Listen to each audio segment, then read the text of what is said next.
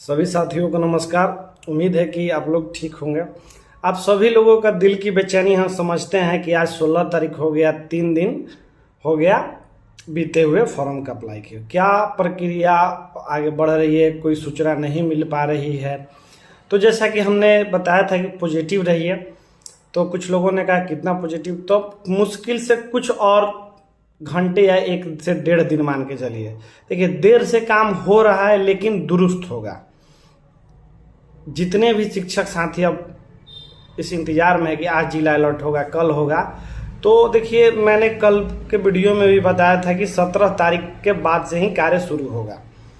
जिला आवंटन दिखना शुरू करेगा। हो सकता है कि 17 को दोपहर से या 17 के शाम से।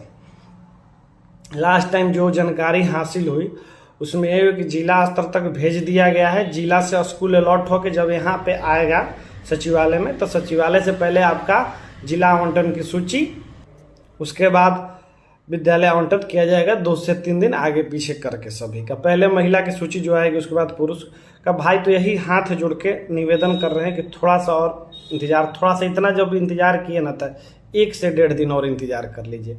आप जिस कंडीशन में है उसी कंडीशन में मैं भी हूँ। मेरा भी तो नहीं हुआ ट्रांसफ़र, हम भी तो इंतजार कर रहे हैं, लेकिन हम भी थोड़ा सा धैर्य रखे हैं। तो यही चीज़ आप लोगों से कहने आया हूँ कि आप लोगों से धैर्य रखिए।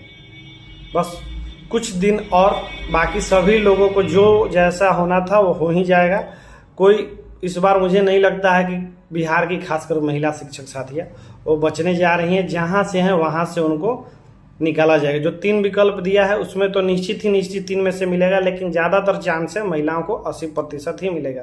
तो यही अपील करने आया हूँ एकदम कि हम देख रहे हैं लगातार कॉल मैसेज से एक ही सवाल कि भैया 16 भी बीत गया, कल 17, तो कल 17 आने दीजिए। अभी जो भी जानकारी है 17 के बाद से ही जानकारी है। रात में 8-8 बजे तक जो भी इस ट्रांसफ़र से जुड़े हुए कर्मचारी लोग हैं वो 8 बजे तक बैठ रहे हैं आपके लिए कि आपका समस्या सुलझाया जाए। ये जो बी राजेंद्र सर हैं, ये अपने समय के लिए माने जाते हैं कि जो समय ये दिए उस समय में ये अपना काम पूरा करते हैं। ये दबाव पे काम नहीं करते, इसीलिए हम लोग अपने तरफ से कोई दबाव नहीं बना रहे हैं, ना कार्यालय स्तर पे, ना डिजिटल माध्यम से, ना मीडिया में आकर। क्योंकि जहाँ तक मुझे जानकारी है कि इन पे दबाव जब बनाया जाता है तो वो ये काम नहीं करते हैं। तो इसीलिए हम लोग कुछ नहीं बोल रहे हैं। समझिए कि तूफान आने से पहले की खामोशी है। जैसे कुछ बहुत बड़ा होने वाला होता है तो अचानक शून्य नहीं हो जाता है, तो वही चीज़ हो रहा है कि जब आपको खुशी मिलने जा रही है तो थोड़ा सा लगता है कि अब हदस हो रहा है, जैसे समझ सकते हैं ना। तो इसलिए भाई मेरे थोड़ा सा विनम्र रहिए। अभी कहीं भी ज़्यादा भी मतलब, अभी देख रहे हैं कि अभी तो उनका दिया हुआ समय 18 तक है ना। अभी उनके दिया हुआ ही समय में 2 दिन बाकी है। तो अभी ट्विटर पे कुछ ऐसी बातें ना लिखिए जिससे आपका खेल बिगड़ जाए। मैं थोड़ा सा आगाह करने आया हूँ कि जैसे सूचना मिलती है उसे तो मतलब दबाव बनाने की कोशिश न करें। जैसे ही दबाव बनाइएगा तो सर फट पड़ेंगे और आपका कैंसिल होगा। जो भी है पॉजिटिव है, 1 दिन और बस इंतजार कर लीजिए। आज रात गुजारिए, कल दोपहर के बाद हो सकता है। देखिए, जो खुल के मैं कहता हूँ, बार बार कहता हूँ, देखिए हम लोग को बस जो जानकारी छोटी मोटी मिलती है वही आप लोगों के बीच में देते हैं। ऐसा तो नहीं है कि हम कह देंगे उसी दिन होता है या मेरे कहने से हो रहा है, ये तो कदापि नहीं है। विभाग बहुत दयालु है, उसका इच्छा है तो करती है, उससे थोड़ी बहुत जानकारी आ जाती है तो हम लोग करते हैं, समझे ना। उसके बाद तो निश्चिंत रहिए। सेम जिला वाला के जो भी शिक्षक साथी आपका ग्रीवियंस पे ही काम होगा। जो लोग ग्रीवियंस डाले हैं उनका जिला स्तर पर ही होगा। तो मैं जानता हूं कि ये वीडियो देखने के बाद सेम जिला वाला कमेंट करेंगे ही, और उनको समझा के हम थक गए कि भाई सेम जिला में ही सुलझाया जाएगा मुद्दा, जो भी है जैसे है उसी तरीके से। और ये नया एक माहौल चल रहा है वेतनमान केस को लेकर, उस पर भी मैं अपना बात रख चुका हूँ और फिर रखूँगा। देखिए कि मेरा तो वही हाल है कि हम अभी जब तक ट्रांसफ़र कंप्लीट ना हो जाए एक शिक्षक का, क्योंकि जब तक मानसिक स्ट्रांग नहीं रहेंगे तब तक मैं अपने तरफ से तो नहीं बोलूँगा। बाकी बहुत सारे शिक्षक साथी हैं, आलोक श्रीवास्तव जी हैं, उन्होंने केस फाइल कर दिया। उसके बाद कुछ और भी साथी हैं जो कह रहे हैं कि हम केस फाइल करेंगे, और कुछ और भी साथी हैं जो कह रहे हैं कि हम लोग लड़ेंगे। देखिए, और मेरा एक मानना है कि अगर जितने भी ये केस करने वाले हैं अंतोगत्वा टैग हो जाएगा केस। एक बार विचार कर लेते हैं, विमर्श कर लेते हैं। कोई एक दूसरे से बात करेगा तो छोटा नहीं होगा, कोई बड़ा नहीं होगा। और छीछा लेदर करने से अच्छा है केस के नाम पर, क्योंकि सब लोग अपना अपना ग्रुप बना लेगा, अपना अपना ग्रुप बनाने लगा, अपने अपने लोगों के साथ पैसा मांगेगा। अगर वो पैसा का यूज नहीं हो पाया बढ़िया से तो शायद हमारा जो भी सपना है वेतनमान का वो टूट जाएगा। तो अभी थोड़ा सा संभलिए, सोचिए, विचारिए। और सभी को मैं कहता हूँ जो लोग भी आगे बढ़ना चाहते, देखिए मेरा वही शुरू से लेकर आज तक मंतव्य है कि नेता हमको नहीं बनना है, ना राजनीति करना है। अगर लेकिन कोई काम कर रहा है तो उसमें अगर थोड़ा बहुत हमारी भी भूमिका हो सकती है विचार विमर्श करके, तो सभी से विचार विमर्श करके ही इस चीज़ में आगे बढ़े, क्योंकि ये सिर्फ आपका व्यक्तिगत मुद्दा नहीं है, सबका मुद्दा है। तो सबका इसमें समाहित होना चाहिए विचार। मान के चलिए, अगर ये जानिए कि 50 लाख रुपए की आवश्यकता पड़ेगी, क्योंकि हाई कोर्ट से ये मामला सुलझेगा नहीं, सुप्रीम कोर्ट जाना पड़ेगा।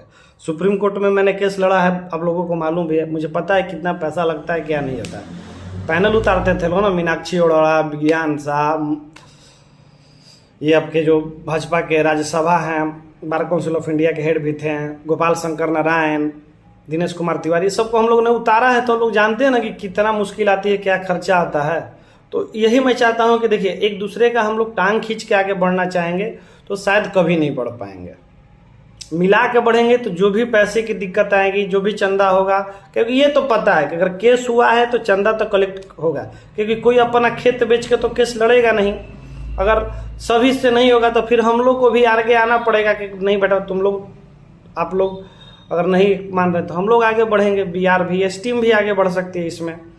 लेकिन हम लोग का यही है कि थोड़ा सा अगर इसी में अगर विचार विमर्श हो जाए तो भी ठीक है, अगर विचार विमर्श कोई नहीं करेगा तो फिर हम लोग अपना अलग से भी करेंगे, और जो विश्वास है वही लोग जुड़ेंगे, जिनको विश्वास नहीं है वो नहीं जुड़ेंगे। मैं बार बार कहता हूँ कि भाई विश्वासी लोग हमको 5 को चाहिए, भीड़ के 500 से अच्छे होते हैं।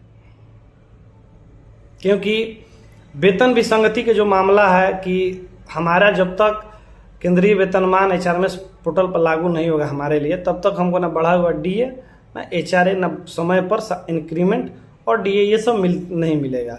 तो वो जरूरी है हमारे अपने सुरक्षित भविष्य के लिए, जो बहुत अहम मुद्दा है। 1 साल से ट्रांसफर कहते कर रह गए हम लोग, और ट्रांसफर आज इतना हो गया, 1,30,000 लोगों का ट्रांसफर हो गया। बस कुछ लोग हम लोग बच गए, मानते हैं, लेकिन इतना हो गया कि दूसरा मुद्दा पे कभी हम लोगों ने ध्यान ही नहीं दिया।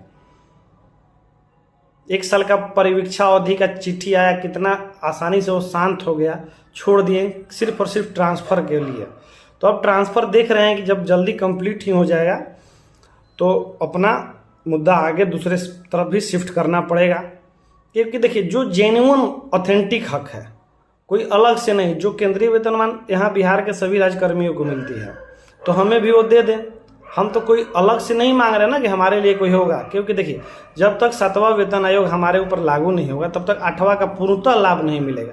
बिहार सरकार कहेगी कि 10% 20% बढ़ा देते हैं, लेकिन उससे क्या होगा, फिर बढ़ा देते, फिर HRMS में वही दिक्कत आएगा कि आपका फिटमेंट मैट्रिक्स नहीं होगा, HRA नहीं मिलेगा बढ़ा हुआ, DA नहीं मिलेगा।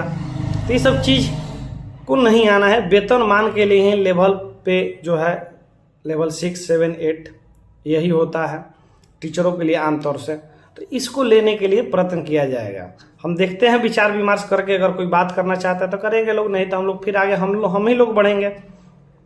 इतना तो जानते हैं कि हम लोग अगर कोई मुद्दा पकड़ते हैं तो आज तक बीच में छोड़ के तो हम तो नहीं है भागे हैं। इतना हो गया, लोग हबड़ा रहे हैं कि चंदा होगा, ये होगा, वो होगा। हमको अभी भी उसमें नहीं पड़ रहे हैं कि अभी नहीं, जब तक एक मुद्दा में अभी जो भी अंतर जिला कम से कम बचे हुए हैं एक बार इनको घर पहुंचा, क्योंकि घर जाएंगे 10,000 रुपया बचेगा तो हो सकता है कि 2,000 उसमें से कोई चंदा के लिए भेज भी देगा। धन्यवाद।